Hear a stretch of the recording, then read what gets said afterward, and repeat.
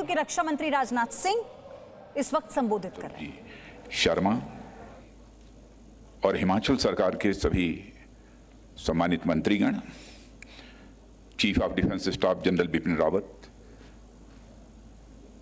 Army chief general Manoj Mukund Naravane, defence secretary Shri Ajay Kumar, northern और southern command के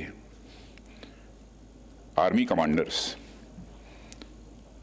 Shri V C Joshi and Shri Ravinder Pal Singh ji, lieutenant general Harpal Singh और BRO के सभी अधिकारी और कर्मचारीगण और इस कार्यक्रम में मौजूद अन्य सभी सम्मानित देवियों एवं सज्जनों, सबसे पहले तो मैं इस कार्यक्रम में मैं अपने देश के यशस्वी प्रधानमंत्री आदरणीय नरेंद्र मोदी जी का हार्दिक अभिनंदन करता हूं। और अभिनंदन इसलिए भी करना चाहता हूं कि जब से आपने प्रधानमंत्री के रूप में अपनी जिम्मेदारी संभाली है, बराबर इस अटल टनल रोहतांग के बारे में आपने चिंता की है, आपका इन्वॉल्वमेंट रहा है, जानकारी हासिल करते रहे कि क्या प्रगति है, और आपने इसकी विशेष चिंता की कि समय से यह टनल पूरा हो जाए। तो आपके इस इन्वॉल्वमेंट के लिए प्रधानमंत्री जी मैं आपके प्रति आभार व्यक्त करना चाहता हूं।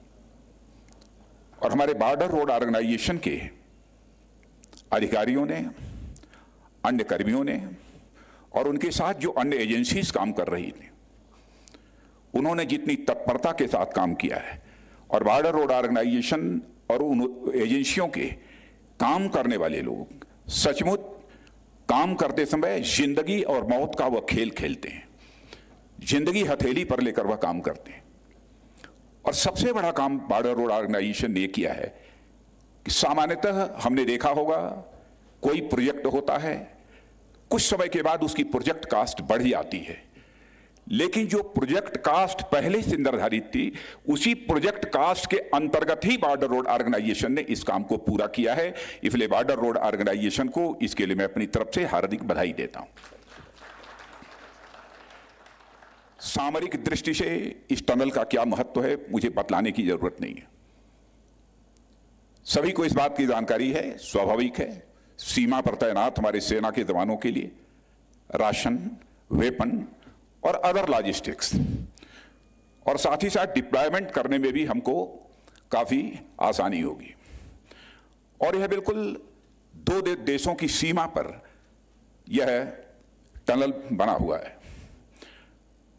मैं मानता हूं कि जहां देश की जनता को यह समर्पित है टनल, वहीं पर हमारे सीमा की सुरक्षा करने वाले सेना के जवानों के लिए समर्पित है और सीमा पर रहने वाले लोगों के लिए भी यह विशेष रूप से समर्पित है, क्योंकि हमारे सेना का जवान भी पीस टाइम में अपने शरीर का पसीना बहाता है और अपने शरीर का पसीना पीस टाइम में भी इसलिए बहाता है कि यदि वार टाइम आ जाए तो हमें कम रक्त बहाना पड़े, इसलिए पीस टाइम में वो अपने जिस्म का पसीना बहाता है, यानी लगातार अपने दायित्व का वह निर्वाह करता रहता है।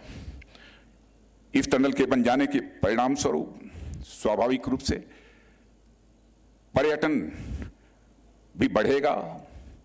पर्यटन बढ़ेगा तो इस क्षेत्र में रहने वाले बहुत सारे लोगों को रोजगार उपलब्ध होगा। इस क्षेत्र के संबंध में हम यह भी जानते हैं कि यहां पर जो आदिवासी भाई हैं वह दस्तकारी की कला में बड़े ही पारंगत माने जाते हैं। स्वाभाविक है कुछ महीने तक जो ऑल वेदर कनेक्टिविटी न होने के कारण वह शेष भारत से कटे रहते थे, अब अपने दस्तकारी की चीजों को वह केवल हिमाचल प्रदेश ही नहीं बल्कि देश के किसी भी भाग में ले जा सकते हैं और वो अपना वह व्यापार बढ़ा सकते हैं। यह टनल सामाजिक और आर्थिक विकास की दृष्टि से भी एक बहुत ही महत्वपूर्ण टनल है। और प्रधानमंत्री जी, मैं संयोग मानता हूं कि जिस समय आदरणीय अटल जी ने इस टनल को बनाने का संकल्प लिया था, इसकी घोषणा की थी, उस समय भी आप हिमाचल में प्रभारी के रूप में यहां पर मौजूद थे। और आज जब टनल का काम यह पूरा हो रहा है तो इस टनल को देशवासियों को समर्पित करने के लिए आप यहां पर मौजूद हैं। यह एक बहुत ही सुखद संयोग है। तो आज के अवसर पर मैं समझता हूं कि इससे ज्यादा कुछ कहने की आवश्यकता नहीं है। मैं पुनः अपनी तरफ से आपका अभिनंदन करते हुए और बीआरओ सहित जिन लोगों ने भी इस टनल के निर्माण में अपना योगदान दिया है, उनके प्रति कृतज्ञता ज्ञापित करते हुए अपना निवेदन समाप्त करता हूं।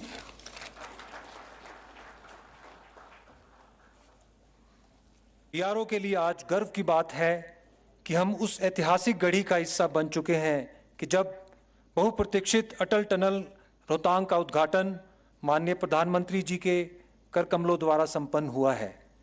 अब मैं माननीय प्रधानमंत्री जी से अनुग्रह करता हूं कि वह अपने अनुभवों और विचारों से हमारा मार्गदर्शन करें।